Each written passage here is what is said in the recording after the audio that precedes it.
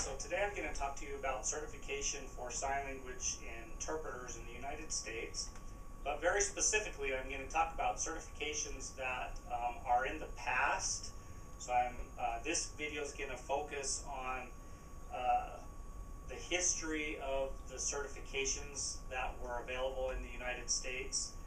And we're not going to focus yet on what is current because there's been a lot of issues related to certification in the past, and so you should know what those certifications are. And so here we go. So the Registry of Interpreters for the Deaf, if you don't know who that organization is, you should visit their website at www.rid.org. www.rid.org is where the Registry of Interpreters for the Deaf is.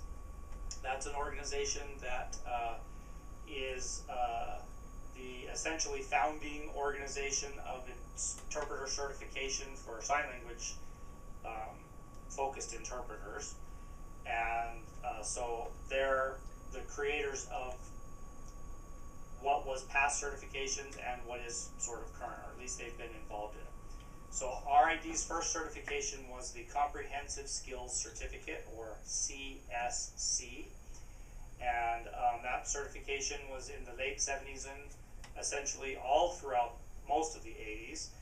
And so the people who have that certification, by the way, are the real true pioneers in the profession of interpreting. So if you ever meet anybody that has a CSC, you should thank them for making it possible for you to be looked at and viewed as a professional, because when they started working, it was the early days of formal interpreting, and so people just thought they were friends, acquaintances and family, which they may have been, but they were working as professionals, and they didn't get the same recognition of a profession that you now get. They're the ones who made it possible for you to have that perception of being a professional.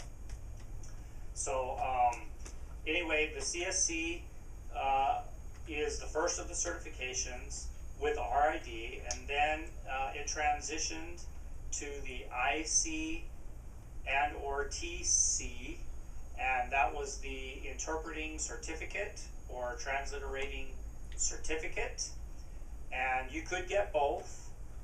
And that people who have that, there's actually really only a few, because that was almost a transitional certification in itself, because it was just around for a very short time.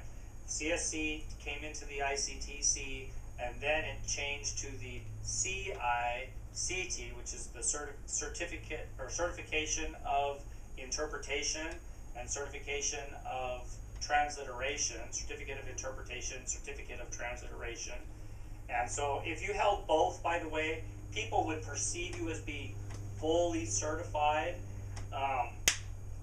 But on a side note related to these certifications so far, RID's view of certification through the CSC, ICTC, and CICT was that the person who held that certificate, in RID's view, was at least minimally qualified. So they didn't determine whether or not you were awesomely qualified. They just made sure that if you held a certificate, you could represent yourself as being certified, but the view is you were at least minimally certified. So, and RID is traditionally been viewed as sort of a hearing organization, because most interpreters so far have been hearing people who become professional interpreters, and so they have created these certifications, and it was viewed in that sense of being sort of a hearing person, developed a certification from the deaf community about our language, our being the deaf community's language. So during that time, I'm not going to give a specific time. If you want to know, you can do some research. But during that same time period of the CSC through the CICT certificates, which went all the way through to the early turn of the century, by the way, from the 20th to the 21st century. The National Association of the Deaf, which can be found at www.nad.org, they wanted to have a certification that was from the deaf community's point of view. So it was created by deaf people, evaluated by deaf people, and therefore, in their view, sort of approved by deaf people, which RIDs at the time wasn't necessarily that way. So the NAD had a certification test, and you could get a score between 1 and 5. 1 and 2 were not yet certified. So if somebody took the test and got a 1, they could not say that they had any level of certification. Same thing with a 2. You could not say that you had any level of certification. If you scored a 3, NAD's perspective was you were minimally qualified. If you scored a 4, then they considered you certified. And by the way, minimally qualified was certified. So a 3 meant you were certified at a minimal level, but you were certified. You could meet minimum standards of a professional. 4 meant you were advanced, so it was called the NAD Advanced. And if you had a score of 4, you were advanced. If you got up to a 5, then you were called a master, so NAD Master. And there are people who have all of these certifications I've listed. So if you're watching this in the early 21st century, meaning probably all the way up to around 2040, 2050, if these are still online, there are people who still have one or any of or all of those certifications. The CSC, the IC and or TC, the CI and or CT, and or any of the NAD level 3, 4, or 5 certifications. 3 being certified, 4 being certified advanced, 5 being certified master. Well, it came to a point when NAD and RID decided that it was time to really come together and create a certification together and not have 2 separate certifications with different perceptions. That they should come together and create a certification that utilize the knowledge of the language and the culture from deaf people's perspective, and the linguistic issues and processing issues and translation issues from one language to another that hearing interpreter can bring to the table. So they got together and created a certification. They called that committee was called the NCI, the National Council on Interpreting, and they called that certificate the NIC. And so that certification was NIC, and that certification was set up in a way that the NAD was, in that you could be NIC certified, which means you had a minimum qualification.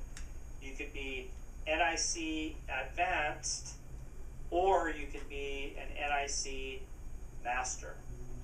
And my personal perception of levels is they're generally divisive. I'm not going to test you on personal perceptions, but my personal perception is they're generally divisive in nature. And so I didn't think it was a great idea, but I didn't have anything to do with those committees, so I'm just an outsider looking in on what's happening. But I believe that the National Council on Interpreting, or RID and NAD together, decided that levels really wasn't the best way to go. So that certification is also no longer available to you as a new person coming in. You cannot get an NIC advanced, NIC certified or NIC advanced or NIC master any longer. They've taken that away. And so all of these certifications, there will be people that you will meet that will have those certifications. And again, these are people that sort of led you to the profession of interpreting. So when you meet them, they learn from their experience. Now, along at that same time of past certifications, during a transition period from the while NIC was coming into play and it was being set up and in its early days of testing, there was another certification that came out from the NAD itself certification, and that was called the ACCI certification, the American Consortium of Certified Interpreters. And the ACCI certification is the exact same certification that NAD gave.